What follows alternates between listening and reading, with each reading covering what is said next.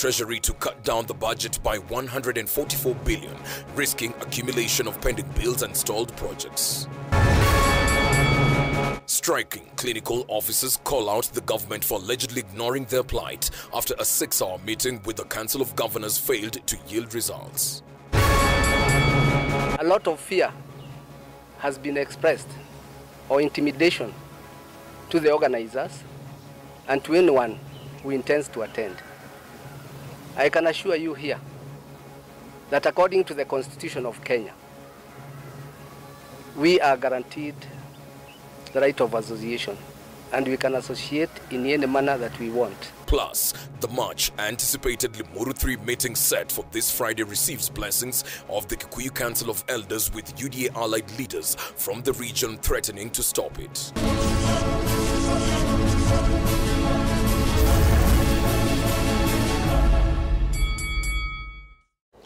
Well, good evening to you. Thank you for making time for us right here on Punchline. I'm Alan Owino. Our sign language interpreter for this session is Clement Muli.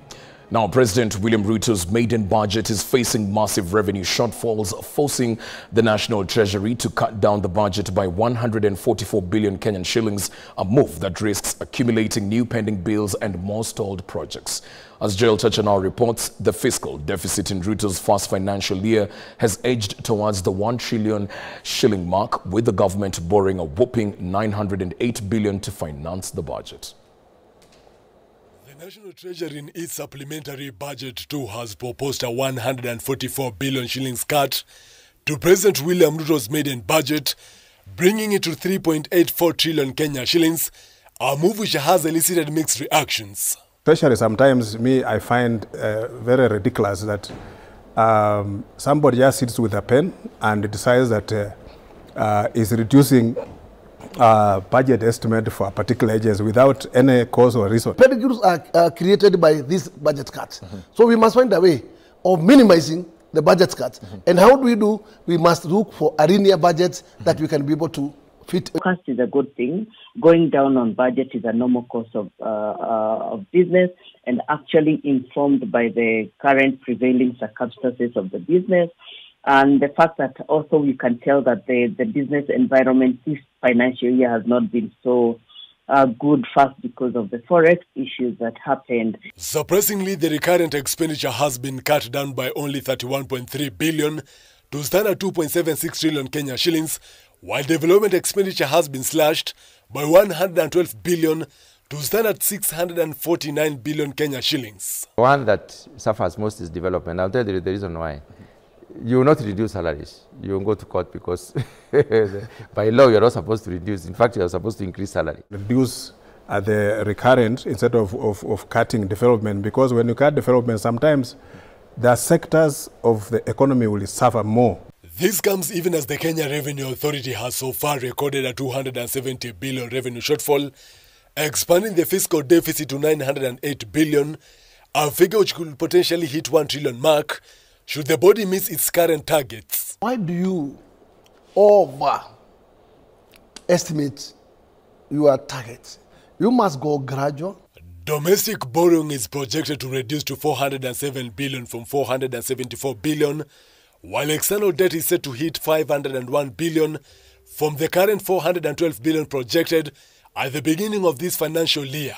I think this culture of borrowing has to be stopped, and impact in terms of where the money goes when it's borrowed needs to be also monitored in terms of the impact that has or comes, or how that is done, the impact it has to the nation. If you open that particular window of borrowing extra, it is not the cure at all, because we are trying to seal a wood that's already in place.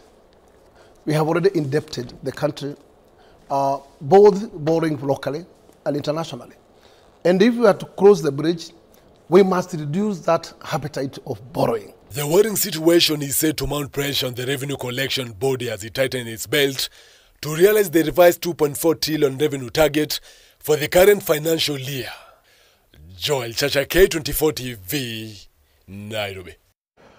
The nationwide strike by clinical officers, now in its 44th day, will continue as the union leaders fail to reach an agreement with the Council of Governors in a 6-hour meeting today.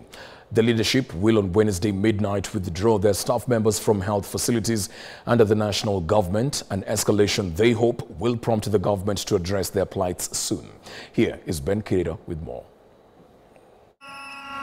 Clinical officers in Kenya are now calling out the government for allegedly ignoring their plight. The midnight of tomorrow, Wednesday, we will be withdrawing all the staffs, anesthetists, critical care, and all the staffs under the Ministry of Health, including those working under the Port Health, those working under Mathare Hospital, those working under KU, Kenyatta University Hospital, those working under spinal injury. In a meeting with the clinicians' leadership, the Council of Governors agreed that terms under which universal health coverage staff are working need to be revised, throwing the responsibility to the Ministry of Health. Tuko na wengine wanaitwa cashiers, wanalipwa 18,000. Mtu amefanya degree amemaliza. Alafu yule ambaye ako kwa kandarasi ya kudumu analipwa 1,115.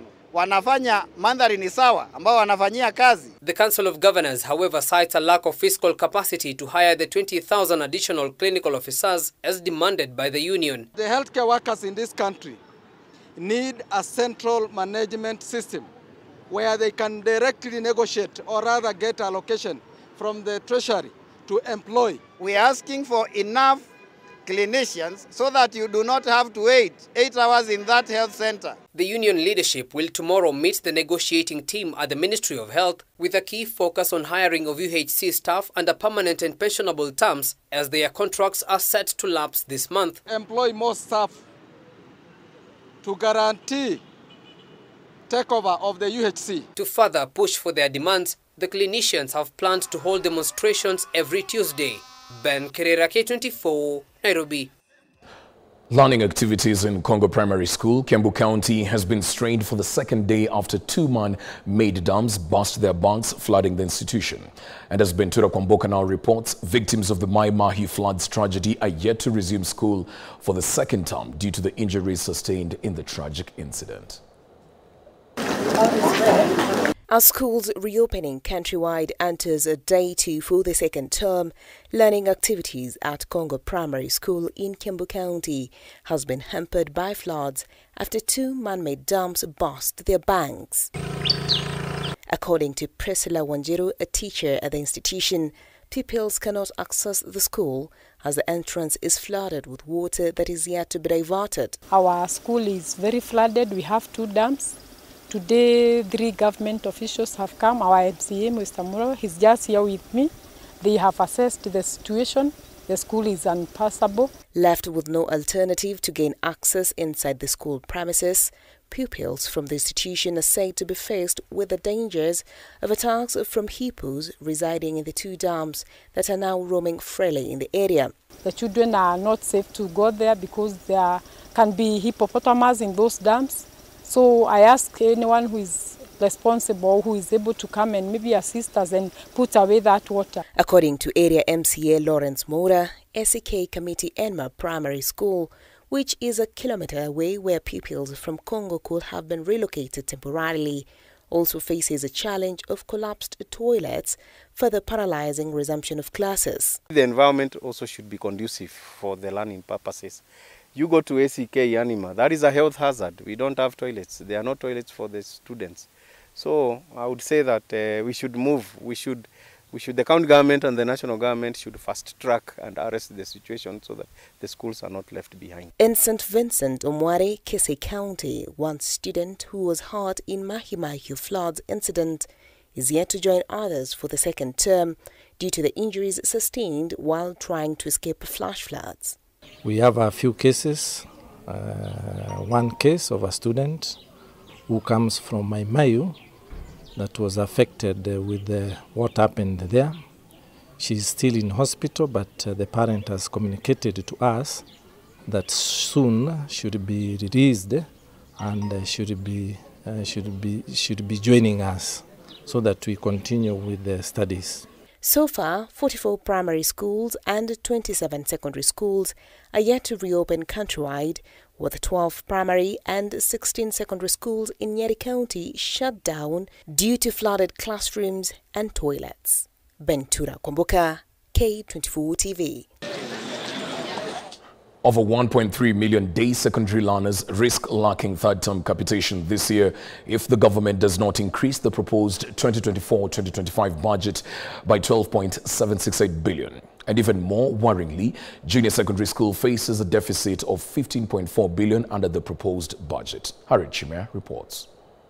To serious threats of cancer and what have you. Presenting submissions before the National Assembly Education Committee following the 2024-2025 budget estimates, it emerged that there lies an underfunding crisis that could derail the implementation of junior secondary school and free education. It is supplementary supposed to be. According to the Ministry of Education, to cover all learners in junior secondary schools and issue a capitation of 15,042 shillings to each learner, there lies a budget deficit of 15.449 billion shillings. On free junior school, there is also an underfunding of 15 billion shillings going into next year, an equivalent of not funding 1 million students at junior school. And even more worryingly is that there is a 621 million shillings gap towards ensuring there is infrastructure development in JSS.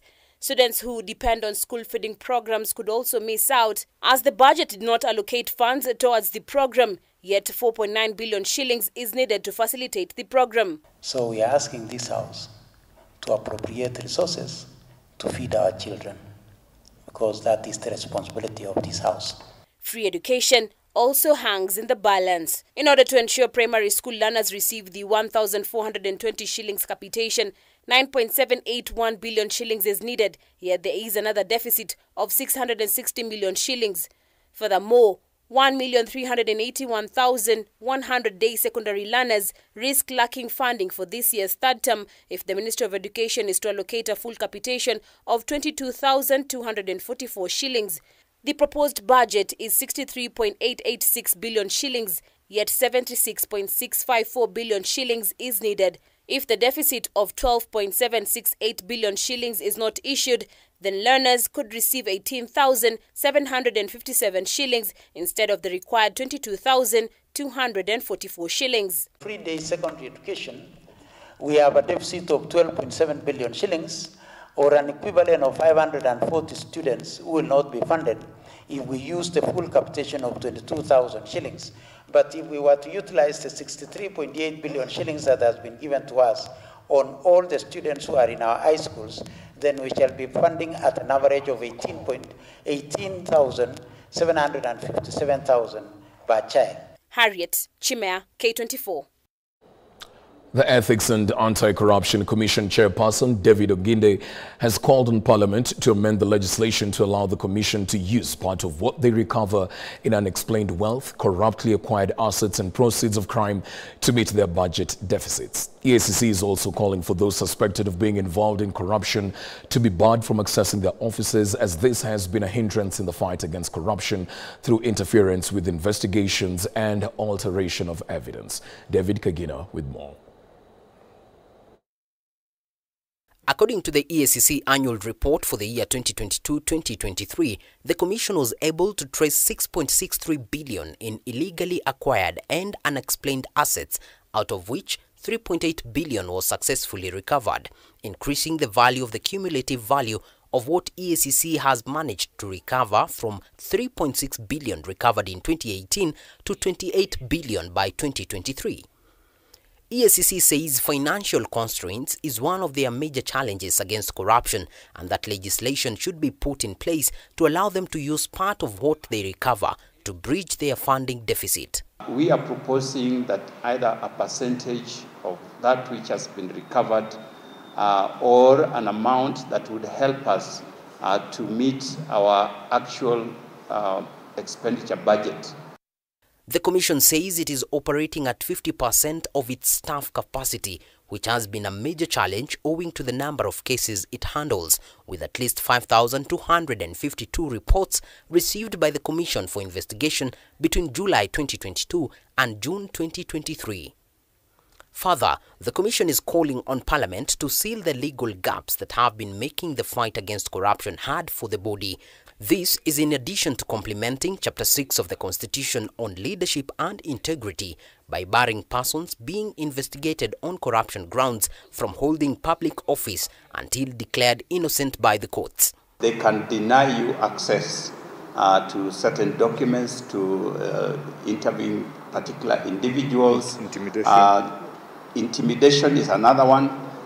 According to EACC, it's difficult to investigate and prosecute leaders in office owing to the accused person's ability to interfere with the cases, hence resulting to going after those who have left office and are accused of corruption, dismissing any claims of political witch hunts. Cases from EACC are watertight. Cases from EACC, they undergo a process. We don't just wake up and say, this case we have investigated, take it to the CEO to sign. David Kagina, K24, Nairobi. Well, that report brings us to a first break right here on Punchline. We'll be back with more updates in a short while.